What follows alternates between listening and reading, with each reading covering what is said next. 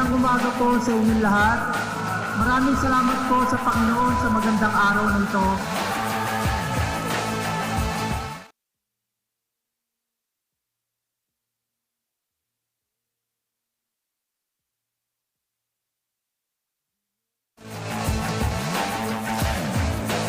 Magandang umaga po sa inyong lahat. Maraming salamat po sa Panginoon sa magandang araw na ito.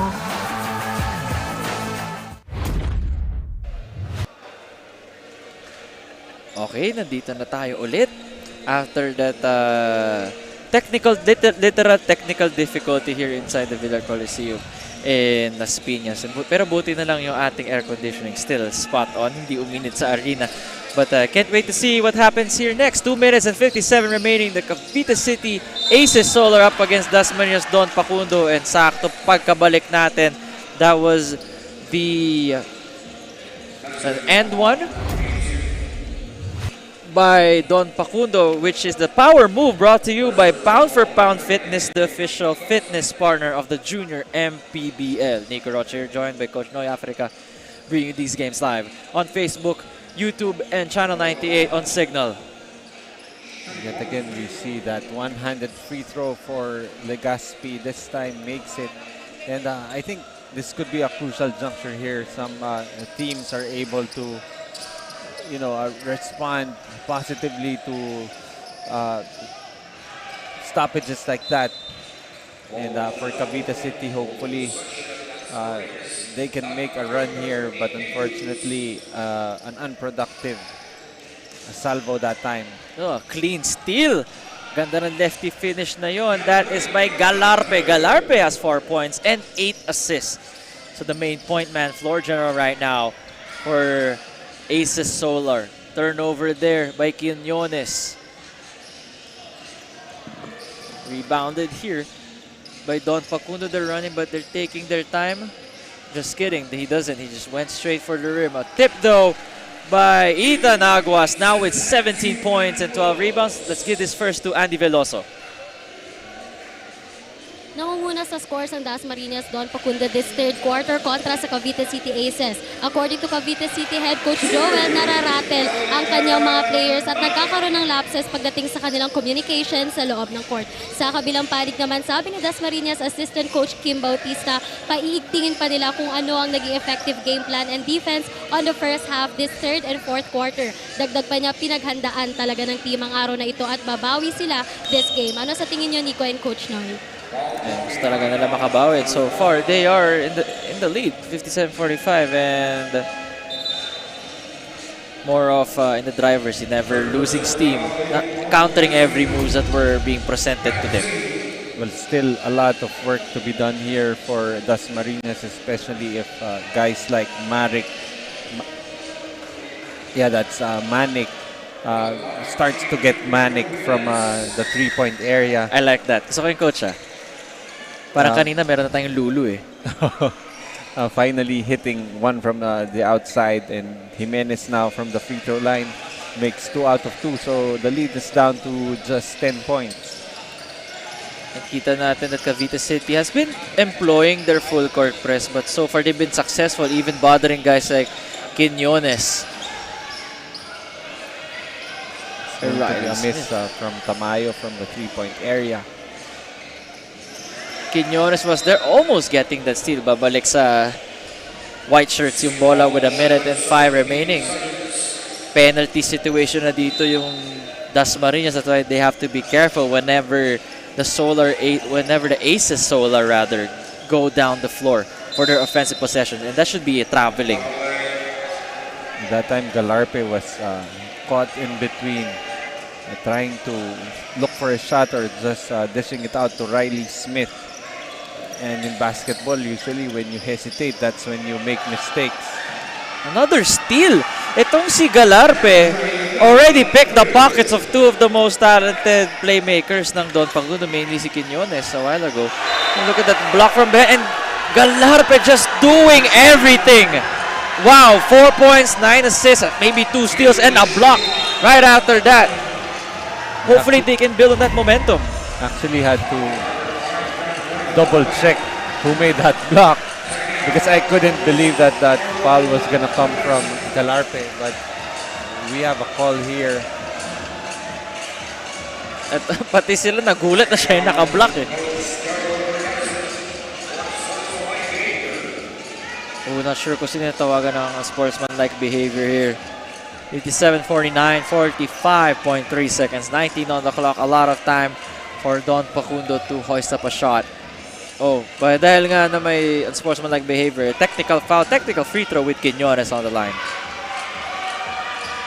It's just unclear who the technical foul was called, but with the way Coach Joel is reacting here,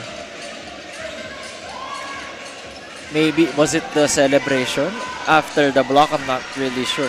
And dalawa, well, that's the first free throw na. Yun na yung free throw. Kasi kanina, natawagan palang foul. okay, there you go. Akala natin clean Looked block. like a clean block.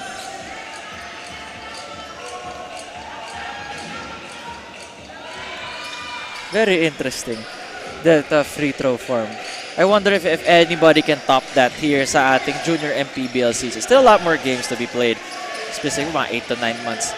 Malik. Actually, the advantage of trying to shoot with one hand is you eliminate the thumb flick. Na for some players, it's just something that's really hard to control.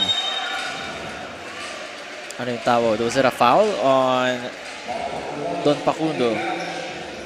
It is a foul on Don Facundo. Mapatry nga one day nga yun.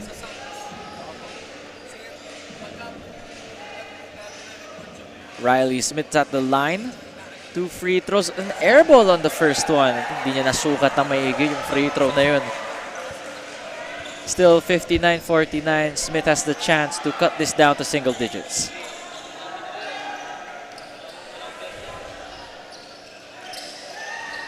Riley Smith now with 10 points and 9 rebounds. Malapit na mag-double-double ito si Riley after, well, he only played 8 minutes last time. Hindi masyado na-feel yung presence niya sa court with no points and 3 rebounds last time. Pero dito, siya ang inaasahan to hold down the fourth. I think that's traveling.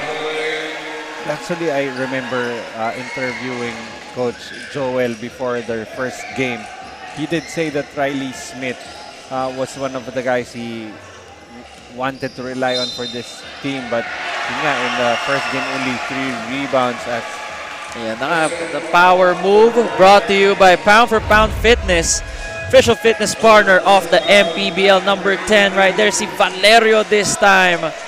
Different sources of scoring from every part dito sa Cavite City Acer Solar. Not one guy dominating the offensive possessions. So just when we thought na ang ganda ng response ng Dasmariñas coming off the technical difficulties that we had, ito down to just 7 points ang lamang nila.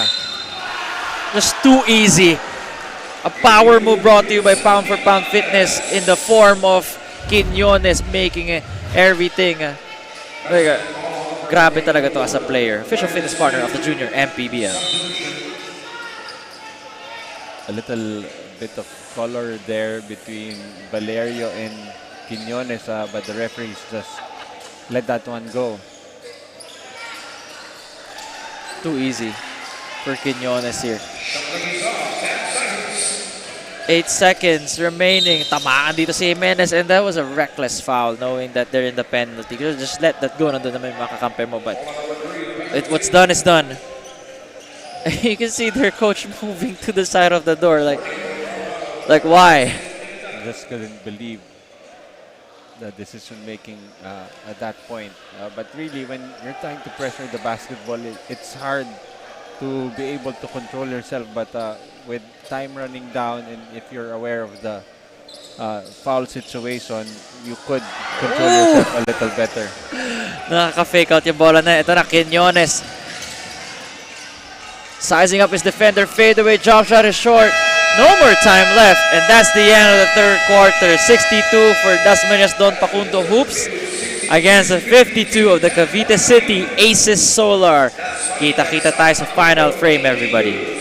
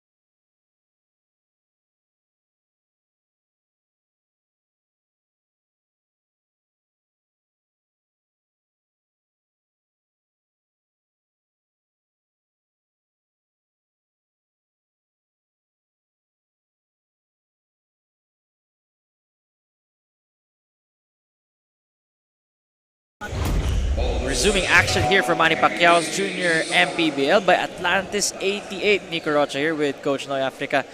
And again, amazing camera work by our production staff here inside the Villar Coliseum in Las Piñas. The last quarter, 10 minutes to go. Dasmariñas with a 10-point lead. What do you think Cavite should do here, Coach Noy, if they want to catch up or get the W? Well, it's will definitely need to start from the defensive end. They've been able to make some good stops here, and if they can be able to hit a little more from the three-point area, as we see Adrian Quiñones just toying with the defense, scoring that time. Adrian Quiñones, di ko alam how they ended up in the middle of everything, knowing that the defense was ready for him. Supremely talented, same as Ali John Manic. Now with 9 points after a high looper three-pointer. Another steal by Manic.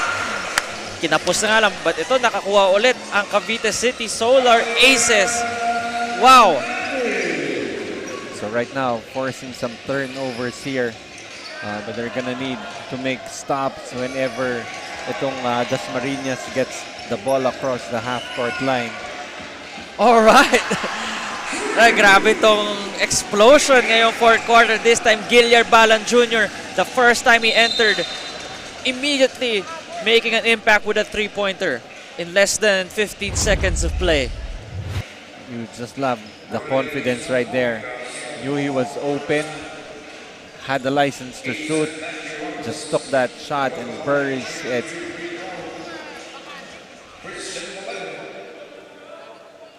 Oh, ano lang.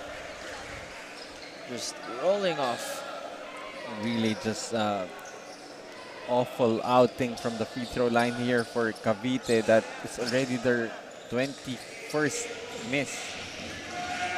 So they're at 14 out of 35. And they are down by just 9. The full court pressure of Cavite City getting into the nerves of Don Pacundo so far. But Don Pacundo, since they have reliable guys to give the ball to, so far nakakaraos pa. But for how long can they keep this kind of recklessness with the ball?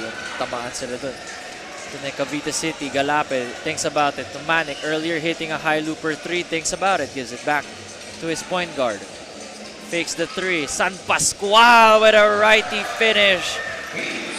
At that time, Ethan Aguas just deciding to let San Pascual have that layup.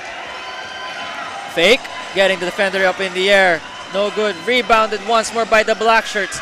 Quiñones snatching the ball away amidst the trees of white shirts. And the ball possession goes back to Don Pacundo. I don't know why si Quiñones reminds me of maybe a young Calvin Abueva back in the day. We've seen na ganito, yung pormahan din eh. And before Abueva grew into his body, ganyan siya. So nagbababa rin minsan si Calvin. That's why triple-double threat siya. But I feel like itong si Quiñones a little more refined in his movements than si Calvin. Well, that's great, right? For the comparisons on what we see from him, definitely a supremely talented player. Here comes Don Pacundo. They're only up by 7, and well, it's gonna be cut now to 5, and they can't keep doing that if they want to get the W. All of a sudden, itong Dasmariñas just throwing the ball over repeatedly. What a run for the Cavite City Aces Solar. Making this a tight ball game now after looking like Don Pacundo about to run away with it. No, a rush shot, and Ethan Aguas with a power move brought to you by Pound for Pound Fitness, the official fitness partner of the Junior MPBL, calming down the white side and maintaining order for the black shirts. You like how itong si Ethan Aguas has not really changed anything in his game. Just keeping on attacking that offensive glass. Most of his points coming off second chance point. 69-74. Ethan has a chance to make it 6. Makes the freebie. 19 and 16 for Ethan Aguas in 27 minutes of play. The momentum now on the side of Cavite City still. After all the numerous steals, the conversions from the layups. And an end one high looper, si Manik na naman. Grabe ang power move brought to you by Pound for Pound Fitness, official fitness partner na Junior MPBL. And these guys just really ready for the moment. Yeah, that's right. And itong si Manik actually has had a very good second half. Already has 15 points here in this ball game. And you can see here the 16 under guys definitely can keep up pound for pound with the other players. Too strong that time on the pass for Quiñones. Too hot to handle for Bartolome.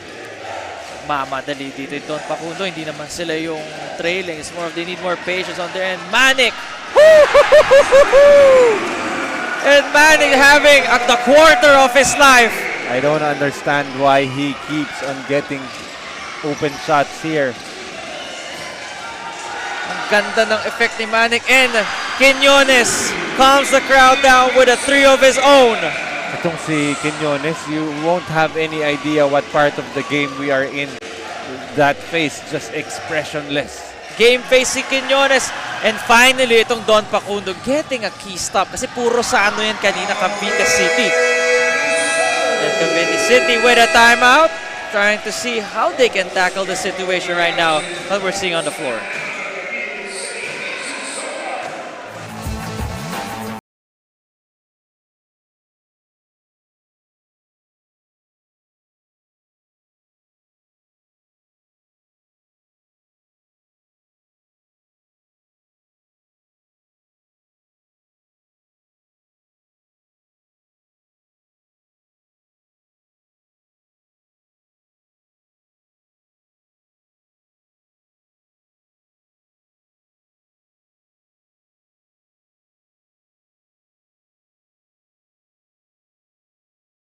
Nais kong pasalamatan ang ating Panginoon sa binigay niyang lakas ng pangatawan natin at itong biyaya, pagkakataon na makapaglaro. For the Atlantis 88 Manny Pacquiao's Junior MPBL. And the story of this game, just an offensive explosion for both sides. We're only 6 minutes in. Tapos they've scored what, 30 combined points already na mostly ganun yung average natin in a whole quarter. Manik once more. Thanks, medyo heat check yun, Coach Noy. Well, most definitely a heat check, but they have to make a stop here. You don't want to let that momentum swing back to Dasmariñas. Nakuha ni Quiñones ulit yung bola. Quiñones amidst the bump. Na acrobatic layup. Medyo a bit of a smile there for Quiñones. Alam niya medyo ambisyoso yung drive nga that time. Well, basta may rewarded with 2 free throws naman, Coach Noy. Well, definitely. I like the arbolario look. Ano yun yung word? Arbolario look. Hindi bandana eh. I mean, the way he tied it in front of his head. Just definitely giving remedies for Coach Reggie Dalosa in trying to stop this uprising coming from Cavite City. Quiñones with 17 points, 3 rebounds, 4 assists. Another all-around game for him here against Cavite City. Pero it's just the turnovers for Quiñones. If there would be any, if you would nitpick on his game. But definitely when you're playing the point guard role, you really need to take care of that basketball. And so Quiñones already with 5 turnovers here. So far, it's Ethan Aguas and Quiñones carrying the load for the black shirts. They're only up by 6. Nahulog dun si Aguas. And babalik sa Cavite City ang bola after that collision. That's going to be a push called on Bartolome. Chance of defense with Don Pacundo not getting rattled, with Cavite City breathing down under their necks. Drive, kick to San Pascual, a dish. Just too strong, and Ethan Aguas gets rebound number 20. He's getting too excited there, or maybe not sure what to do. Ipapasa ba or should I drive to the lane? Timeout by Cavite City as they're down by 6.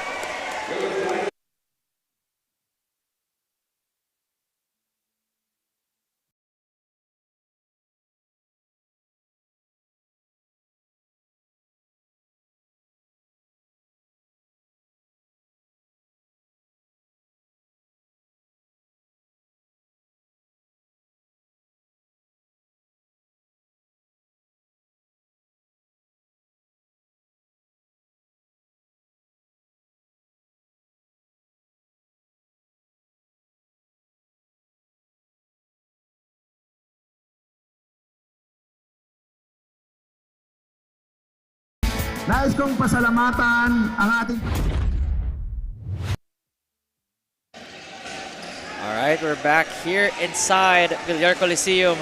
The final 5 minutes between Cavite City against Dasmariñas. Pass to the top of the key, back to number 7, pulling up. Short. Rebounded by Ruedas. Another one to Manic, a high looper 3. Kanina pa natin nakikita yan. Keeping this game close, keeping his team alive. Manic with yet another steal. Oh my God! He is on fire here inside the Villar Coliseum. Oh, ganda ng Pinoy step na yun, but Ethan Aguas, calm and composed as ever. It's really a picture of consistency here. Ethan Aguas doesn't really need to do much, just cleaning up the boards and just piling up those second chance points.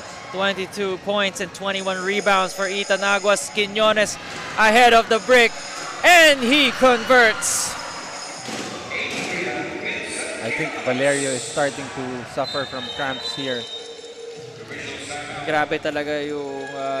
well, Valerio, I understand why he's experiencing cramps. 31 minutes of action dito sa loob ng ating Coliseum. You can see yung ating first aid ready. Gusto ko talaga itong Junior MPBL. So everybody's ready for any situation right now.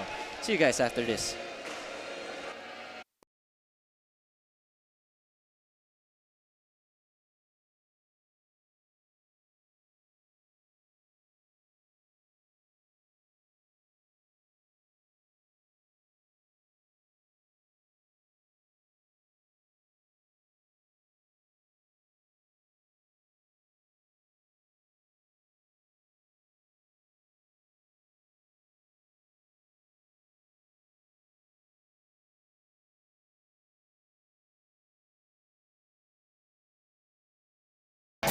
Nais kong pasalamatan ang ating Panginoon sa binigay niyang lakas ng pangatawan natin at itong biyaya, pagkakataon na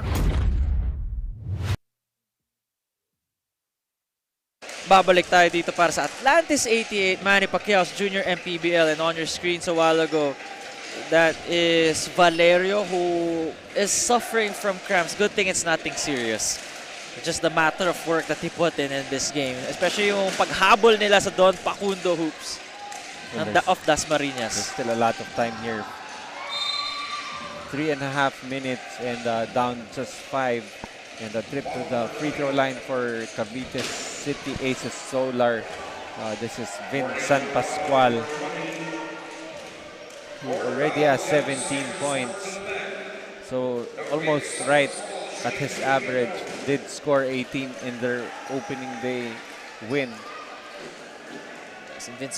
Vince Pascual has tied what he scored in opening day, as mentioned by Coach Noy. 18, 3 and 1. With one more free throw to go, can cut this lead down to a single possession. There you go for San Pascual. I think he's gonna get substituted Oh, hindi pala. It's more substitution rather for Dasmariñas Don Pacundo Hoops. Crucial times here for the Black Shirts. One miscue could spell their doom. Quiñones. Back to Rosales for three. Hits the back iron. Rebounded once more by the Black Shirts. A common occurrence that we see here for them. Just dominating the boards. At that time, it was Legaspi cleaning up the boards there. Palakas dun yung tira sa tres for Cavite City. Quiñones bring the ball down. Finds a teammate who's at the right corner. Oh, the left corner instead drives and finishes the runner. And that extends the lead to 7 points. Let's see if there's still a run here for Cavite City. That is Galarpe with 6 points, 4 rebounds, and 12 assists. Another one for Ruedas. Still no good. Struggling here in the fourth quarter, but coach choosing to keep him in. But Quiñones maintaining the lead and actually increasing the lead for Dasmariñas Don Pacundo Hoops. Well, ever since itong si Valerio has been substituted out due to cramps, this has been a big run here in response for Dasmariñas, now up by 9 points with around 2.5 minutes remaining. Penalty na ata dapat dito. Yeah, it should be 2 free throws. Well, interesting for Cavite City. The last few plays, it has been itong si Ruedas being set up, but unfortunately, still no points here.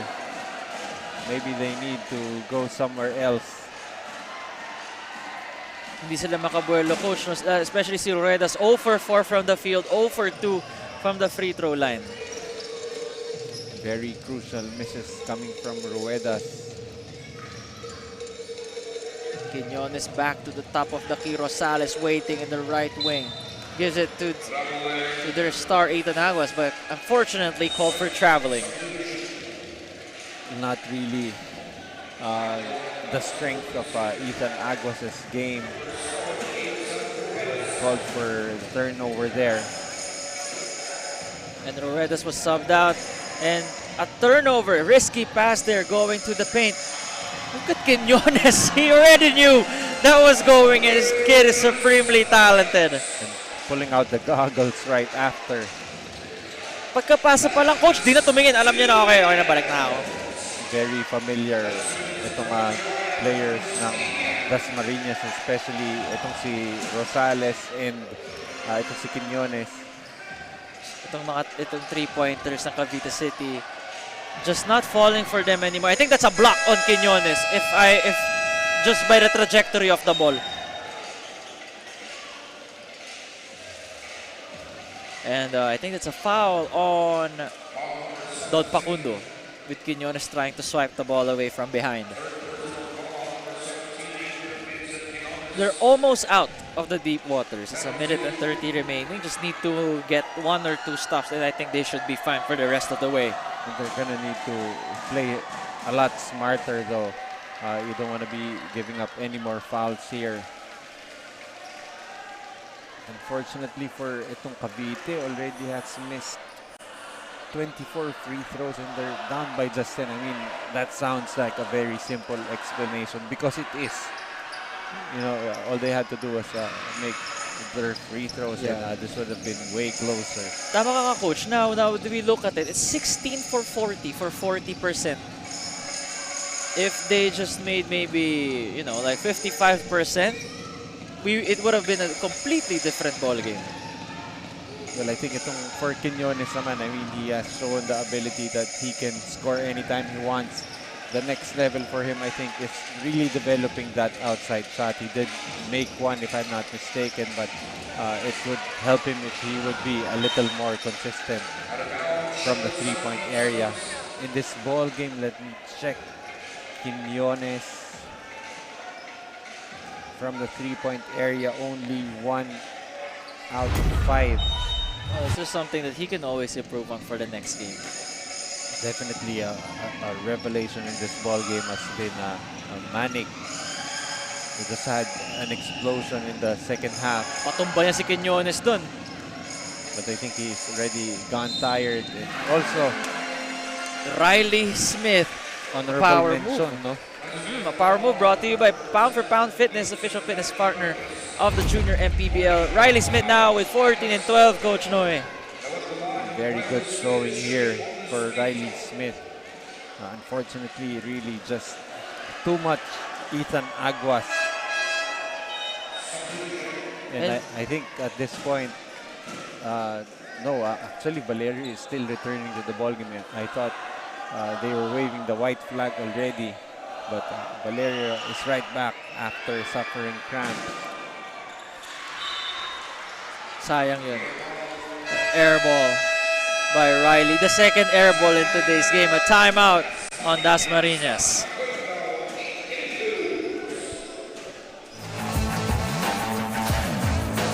Magandang umaga po sa inyong lahat. Maraming salamat po sa Panginoon sa magandang araw na ito.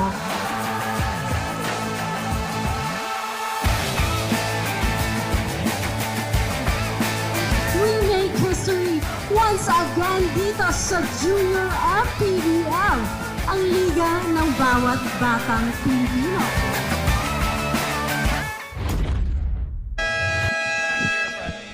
Back here for Atlantis 88, Manny Pacquiao's Junior MPBL with Dasmariñas, Don Pacundo Hoops holding on to their lead throughout the ball game because Cavite City, Aces Solar not giving up. Kanina 11 points to with a minute and 10, a minute and 12 remaining. Ganun yung sitwasyon, but you know, just Cavite City may never say die attitude tong mga batang to. 16 and under. Legaspi holding on to the ball.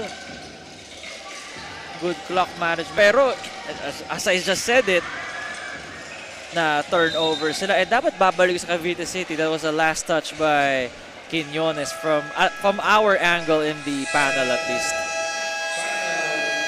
Quick timeout for Cavite City.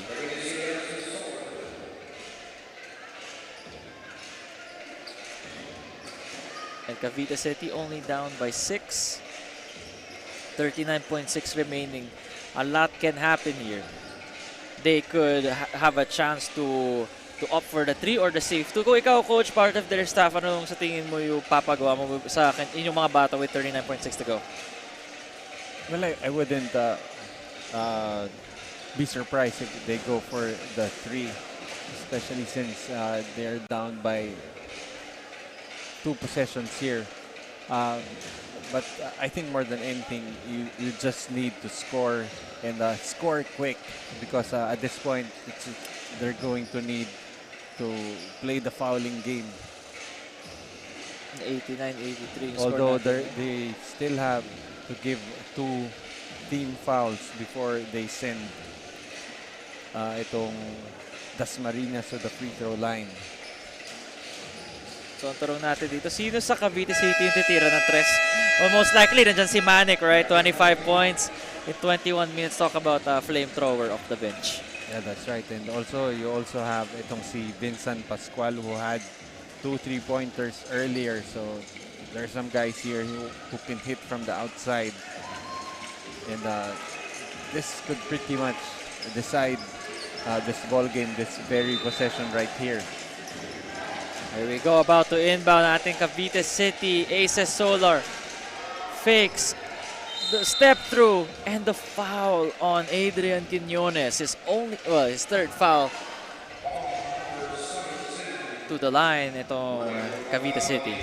It's actually one of the last things Dasmariñas wanted to do is send Cavite City to the free throw line, especially since tumitigil yung oras. Although, if you look at the stats, it's really, actually a good gamble, coach, to give them the free throws. A good move. Less than 40% right now for Cavite City.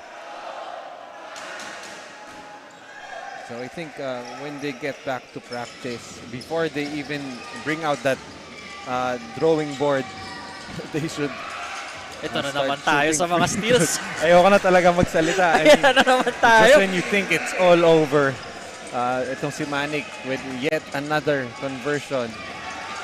Open na dun, sayang. I think Aguas just wants to waste the time. That's actually the smarter Yeah, play. the smarter play. Ayun lang. Here we go. The shot clock is off. 17 remaining. The ball in the hands of the white shirts. Cavite City. Oh. Pag ganun. But the The ball possession. arrow goes to Sa kanila. Dasmariñas. Sa Dasmariñas ba? Okay, so it should go back to Dasmariñas. What a way. Sayang, naipit lang talaga yung bola.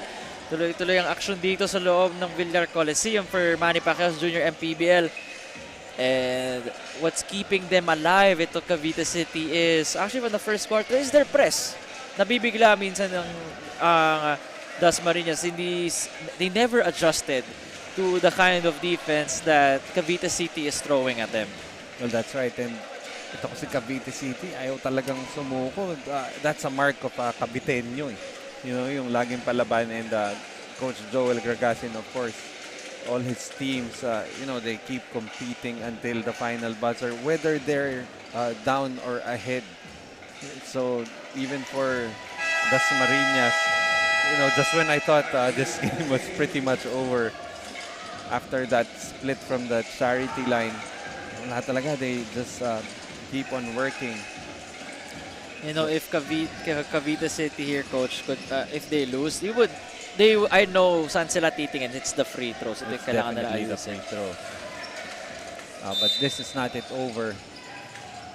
This is Don Louis Rosales to inbound. Quiñones getting held. Duty foul there by San Pascual. So to be tested here from the free throw area is Quiñones. Di ba pala, coach? Ay, hindi pa. Oo nga pala. Ano pala? May foul to give pa. Okay, isa pa. After niya, 8 seconds remaining.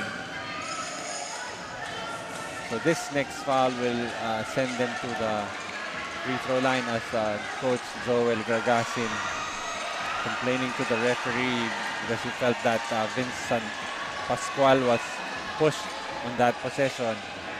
They can argue that kasi nakita rin naman sa harap na harapan natin, but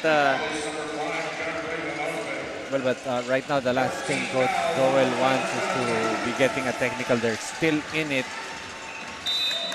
They could force a turnover here. Rosales to Aguas. Aguas hounded by Smith, and they choose to foul Quiñones instead. So Quiñones checking his numbers when it comes to the free throws is that he is 4 for 4. Perfect from the line.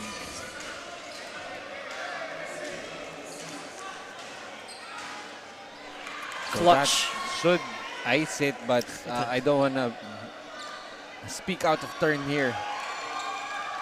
90-86, one more. Misses the second one. And that should go back to Dasmariñas. 0.9 to go. I think it's safe to I say. think it's safe to say. I that don't think there's a miracle this big for Cavite City to still pull this one off. not even Reggie Miller can bring them back to life with the remaining time. At the end of this game, the 16 under division, Don Pacundo Hoop survives the Cavite City Aces Solar with a score of 90-86. And Dasmariñas just, what do you call it? Just staying composed the whole time. Kung ibang teams so siguro nawala na completely yung lead, Coach Noy, but it's something to commend from them as well as their free throw percentage. Well, definitely. Ito ang Cavite refusing to give up, but itong Dasmariñas just continuing to stay composed and just doing enough to hold off this Cavite City squad, which I felt like a lot of times during the game that it was already over, but that's something you cannot tell Cavite City, that because they just keep on coming and coming, and eventually Cavite City just falling short in the end game.